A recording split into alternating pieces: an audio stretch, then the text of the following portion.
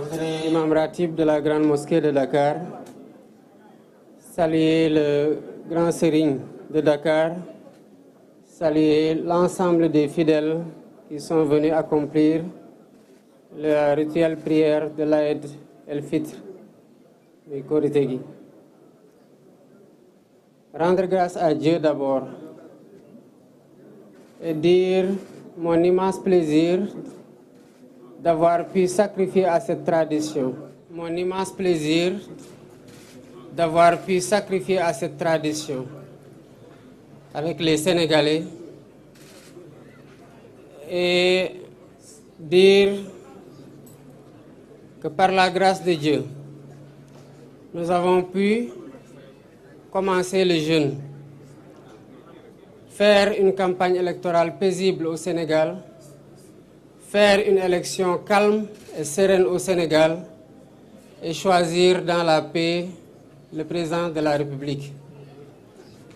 Ce qui nous a valu le respect et l'admiration du monde entier. Rendre grâce à Dieu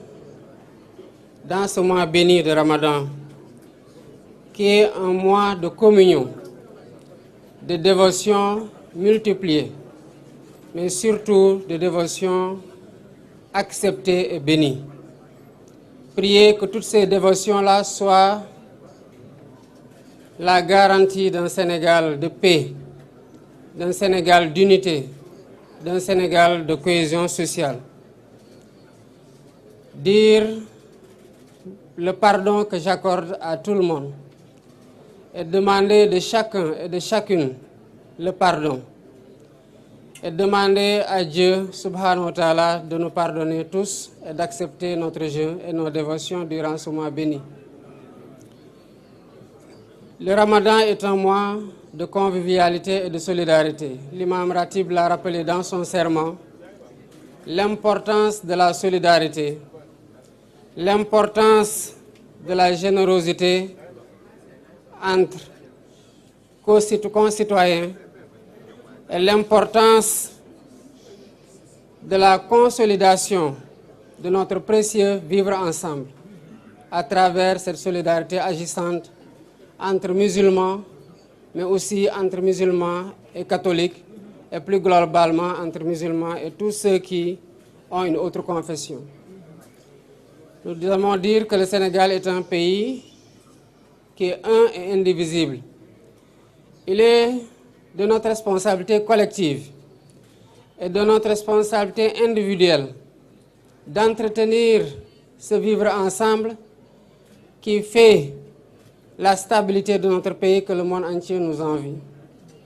Le Sénégal est un pays de grands hommes de Dieu,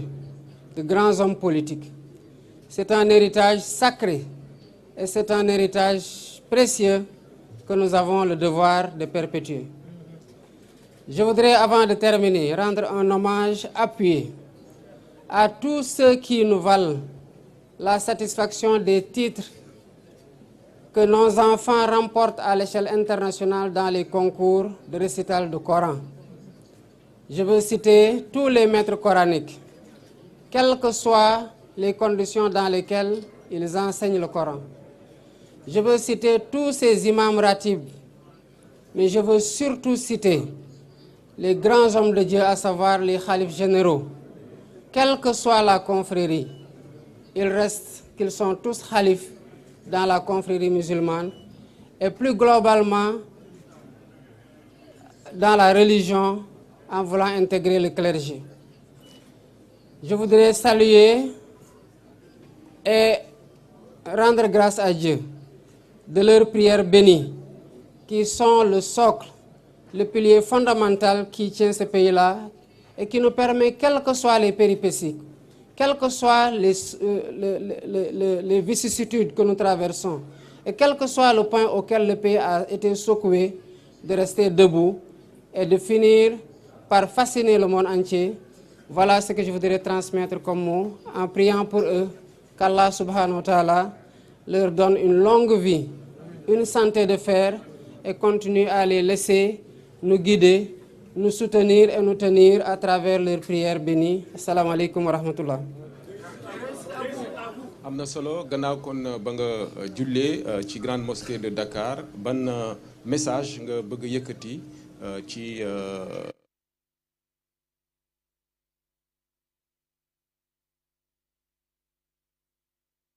message bi rek bëggoon nuyu imam ratib bu grande mosquée bu Dakar di nuyu tamit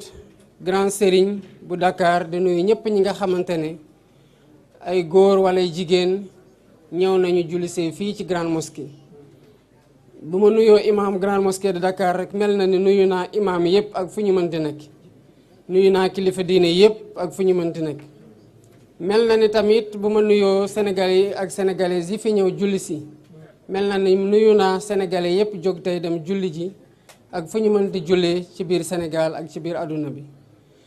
di sant yàlla bu baax a baax a baax gannaaw bum ñu mayee ñu jóge ci xat-xatu élection yoo xam ne xëy na ñun ñëpp ci njëlbeen tiitoon nañu ci waaye ñu dugg ko ci weeru koor génn ko ci weeru koor tamit. di ci sant yàlla bu baax ci ñu nu mayee ñun ñëpp Sénégal ndax Sénégal moo ko moom ndam li nga xamante ne donte xëy na am na ñu amoon tiis ak njàqare yàlla may nañu ba ñu génn ci jàmm am élection boo xam ne àdduna yëpp jaaree na fa gën a naw Sénégal. loolu nag lu ñu ko may mooy ñaan yi nga xamante ne nit ñu baax ñi fi jiitu ñu ngi ko fiy ñaan guddeeg bëccëg ñaan yi nga xamante ne ñi fi nekk tey di naafila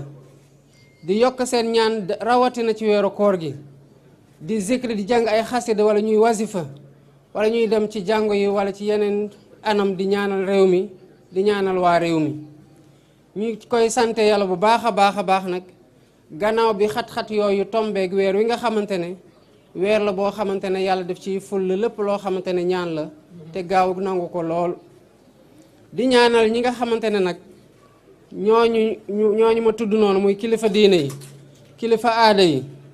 muy sénégalais yeeg sénégalais yépp ak fépp fuñ di nekk di ñaanal réew mi di jóg guddeeg bëccëg suba ngoon di ko def di leen sant ci ndax ñoom ñooy li téye réew mi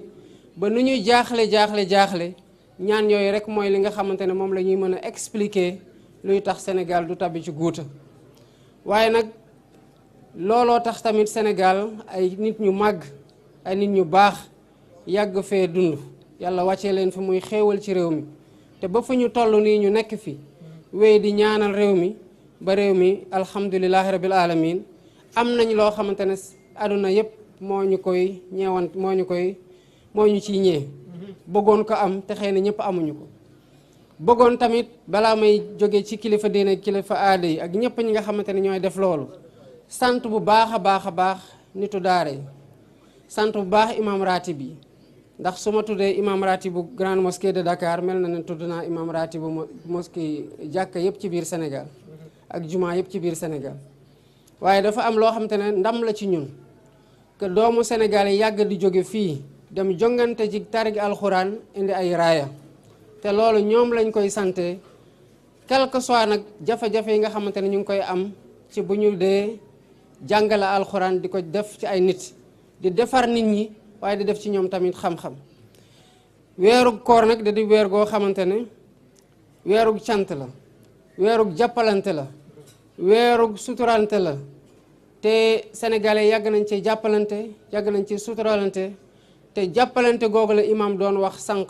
ci xutbaam ne mooy li nga xamante ne moom la diine woote te xëy na sax moo tax diine bokk na li tax diine jóg ndax jàppalante boobu mooy tax ku am jafe-jafe doo ko yëgee ni noo ko war a yëgee ndax xam nga ne am na koo xamante ne mën nga weeru ci moom ba mu sedd ci yow wala mu oyof ci yow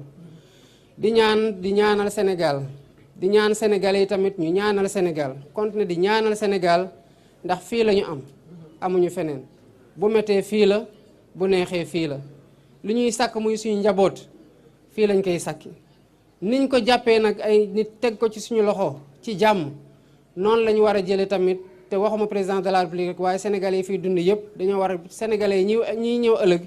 ñu liggéey lu tax bu ñu ñëwee ñu xam ne Sénégal gi